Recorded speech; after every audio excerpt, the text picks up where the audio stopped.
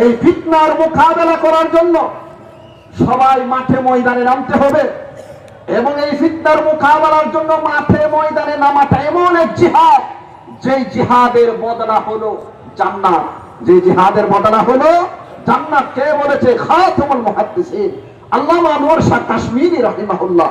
শুধু তাই নয়, আল্লামা ইউসুফ বানুরি রাহিমাহুল্লাহ তাআলা, বিন্নুরি নয়, বান্নুরিও নয়, বানুরি, আল্লামা ইউসুফ বানুরি রাহিমাহুল্লাহ, উনি বলেছেন খাতামুল মুহাদ্দিসিন আল্লামা আনোয়ার শাহ কাশ্মীরি রহমতুল্লাহি আলাইহি কাদিয়ানি ফিতনার কারণে 6 মাস পর্যন্ত ঘুমাইতে পারেনি। উনি বলেছেন, আমার কাছে যারা হাদিস পড়েছেন, কে বলেছে? আল্লামা কাশ্মীরি বলেছে, আমার কাছে যারা হাদিস পড়েছো, তোমাদের দায়িত্ব হলো, তোমাদেরকে আমি ওসিয়ত করছি যে যেখানে আছো সর্বশক্তি দিয়ে কাদিয়ানীদের মোকাবেলা করো।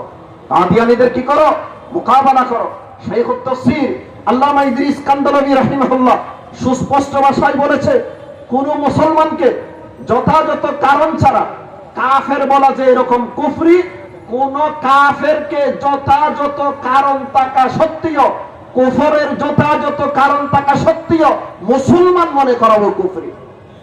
শাইখুত তাফসীর আল্লামা ইদ্রিস কান্দালাবী রাহিমাহুল্লাহ সুস্পষ্ট ভাষায় বলেছে, মুসাইলামা কাজ্জাব আর মুসাইলামা পাঞ্জাবের মাঝে কোনো পার্থক্য নেই। মুসাইলামা কাজ্জাব আর মুসাইলামা পাঞ্জাব মানে মির্জা গোলাম আহমদ কাদিয়ানী, দুজনের মাঝে কোনো পার্থক্য নেই। মুহতারাম হাজিরিন, কাদিয়ানী এবং কাদিয়ানীদেরকে যারা অনুসরণ করে তারা কাফের একাধিক কারণে। এক নম্বর কারণ হলো আকীদায়ে খতমে নবুয়তকে অস্বীকার করার কারণে কাফের। যে আকীদায়ে খতমে নবুয়ত পবিত্র কোরআনের 99 আয়াত দ্বারা প্রমাণিত, মুহাম্মদুর রাসূলুল্লাহ সাল্লাল্লাহু আলাইহি ওয়াসাল্লামের 200-এর চেয়েও বেশি হাদিস দ্বারা প্রমাণিত। দ্বিতীয় নম্বর কারণ, হযরত ঈসা আলাইহিস সালাতু ওয়াস সালাম এখনো জীবিত। আল্লাহ তাআলা ওনাকে সশরীরে আসমানে উঠিয়ে নিয়েছে। কিয়ামতের পূর্বে আবার এই দুনিয়াতে আসবে। আমাদের নবী মুহাম্মদুর রাসূলুল্লাহ সাল্লাল্লাহু আলাইহি ওয়াসাল্লামের শরীয়ত অনুযায়ী এই পৃথিবীতে উনি শাসন করবে। এই কথাটা বলেছে ইমাম ইবনে হাজার আসকালানী আল ইসাবা ফি তাময়িজ সাহাবা নামক কিতাবে। এই কথাটাকে ঈসা আলাইহিস সালাম জীবিত, আসমানে উঠিয়ে নিয়েছে, এই সমস্ত কথাগুলো কোরআন শরীফের 13 আয়াত দ্বারা প্রমাণিত এবং আল্লাহর রাসূলের 113 হাদিস দ্বারা প্রমাণিত। এই আকীদাটাকেও অস্বীকার করেছে মির্জা গোলাম আহমদ কাদিয়ানী। সে বলেছে ঈসা মারা গেছে, আর পৃথিবীতে দ্বিতীয়বার আসবে না, আমি ঈসা, আমি ঈসা। নিজেকে ঈসা দাবি করে ঈসা আলাইহিস সালাম যে জীবিত সেটাকে অস্বীকার করেছে। আর ঈসা যে জীবিত সেটা কোরআনের আয়াত দ্বারা প্রমাণিত। সেজন্য মির্জা গোলাম আহমদ কাদিয়ানী এবং তার অনুসারীরা কাফের।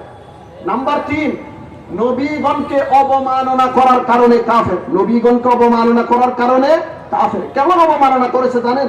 সে বলেছে, নবীগণ আমার আগমনে জীবিত হয়েছে, সমস্ত নবীগণ আমার জামার ভিতরে আছে, সমস্ত নবীগণ আমার জামার ভিতরে আছে। রুহানি খজায়েন 18 নম্বর খণ্ড 487 নম্বর পৃষ্ঠা, 78 নম্বর পৃষ্ঠা, 478 নম্বর পৃষ্ঠা।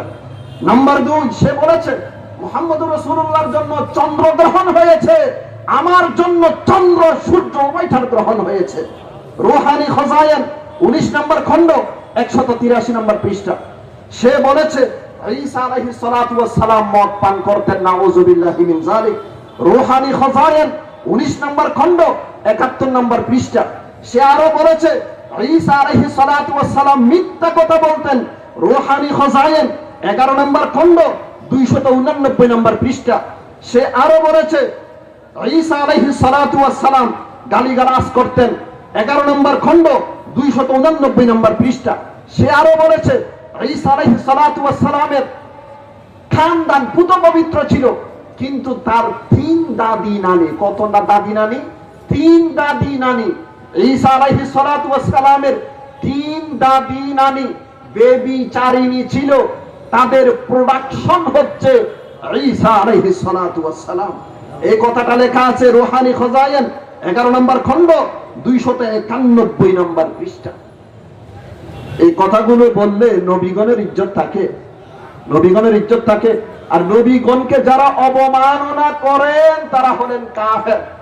কাজী ইয়াদ রাহিমাহুল্লাহ শরহ শিফা নামক কিতাবের দ্বিতীয় নম্বর খণ্ড 643 নম্বর পৃষ্ঠাতে সুস্পষ্ট ভাষায় বলেছে, নবীগণকে যারা অবমাননা করবে তারা কাফের। সেজন্য মির্জা গোলাম আহমদ কাদিয়ানী এবং তার অনুসারীরা কাফের। সর্বশেষ কথা মুহতারাম হাজিরিন, পৃথিবীর বিভিন্ন রাষ্ট্র, সৌদি আরব, মিশর, সিরিয়া, কুয়েত, বাহরাইন, এই সমস্ত রাষ্ট্র সরকারিভাবে কাদিয়ানীদেরকে অমুসলিম ঘোষণা করেছে। আমরা চাই আমাদের এই বাংলাদেশের জমিনেও কাদিয়ানীদেরকে সরকারিভাবে অমুসলিম ঘোষণা করতে হবে, করতে হবে, করতে হবে।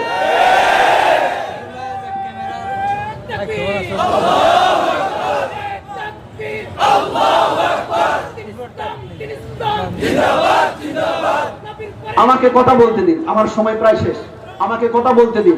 কাদিয়ানীদেরকে সরকারিভাবে অমুসলিম ঘোষণা না করার কারণে আমাদের সমাজের সাধারণ মুসলমানেরা সামাজিকভাবে, ধর্মীয়ভাবে, কয়ভাবে? দুইভাবে, সামাজিকভাবে, ধর্মীয়ভাবে বিভিন্ন বিপর্যয়ের সম্মুখীন হচ্ছে, বিভিন্ন বিপদের সম্মুখীন হচ্ছে। তিনটি বিপদের কথা বলে আমি কথা শেষ করছি। এক নম্বর বিপদ, সরকারিভাবে তাদেরকে মুসলিম ঘোষণা না করার কারণে সাধারণ মুসলমানেরা তাদেরকে মুসলমান মনে করে তাদের বই পুস্তকগুলো পড়ে পড়ে বিভ্রান্ত হচ্ছে। নাম্বার দুই, সাধারণ মুসলমানেরা তাদেরকে মুসলমান মনে করে তাদের দাওয়াত কবুল করে কাদিয়ানী হয়ে যাচ্ছে। নাম্বার তিন, তারা কাফের, আমরা মুসলমান, মুসলমানের সাথে কাফেরের সাথে কোনো বিবাহ হতে পারে না। আজকে সরকারিভাবে মুসলিম ঘোষণা না করার কারণে আমাদের সমাজের অনেক মা বোনেরা তাদের সাথে বৈবাহিক বন্ধনে আবদ্ধ হয়ে দিনের পর দিন, রাতের পর রাত, মাসের পর মাস, যুগের পর যুগ জিনা ব্যভিচার করে যাচ্ছে। মুহতারাম হাজিরিন, আমরা এ কথা বলছি না কাদিয়ানীরা এই দেশ থেকে চলে যাক, তারা এই দেশের নাগরিক, এই দেশে থাক, কিন্তু তারা তাদের ধর্মীয় পরিচয়, তারা কাফের, এই পরিচয় দিয়ে থাকতে হবে। এই দেশে মুসলিম ছাড়া হিন্দু, বৌদ্ধ, খ্রিস্টান এরা তাদের ধর্মীয় পরিচয় দিয়ে বসবাস করছে, আমাদের সাথে তো তাদের কোনো মতানৈক্য নেই। ঠিক তেমনি ভাবে কাদিয়ানীরা যদি এই দেশে বসবাস করতে চায় তাহলে তারা তাদের ধর্মীয় পরিচয়, কাফের পরিচয় দিয়ে থাকতে হবে, মুসলমান পরিচয় দিয়ে এই দেশে থাকার অধিকার তারা রাখে না। সর্বশেষ কথা, কাদিয়ানীদেরকে সরকারিভাবে বাংলাদেশের জমিনে অমুসলিম ঘোষণা করতে হবে, করতে হবে, করতে হবে। ওয়া আখিরু দাওয়ানা আলহামদুলিল্লাহি রাব্বিল আলামিন ওয়া সাল্লাল্লাহু আলা সাইয়্যিদিনা মুহাম্মদ ওয়া আলা আলিহি ওয়া সাহবিহি ওয়া বারিক ওয়া সাল্লাম।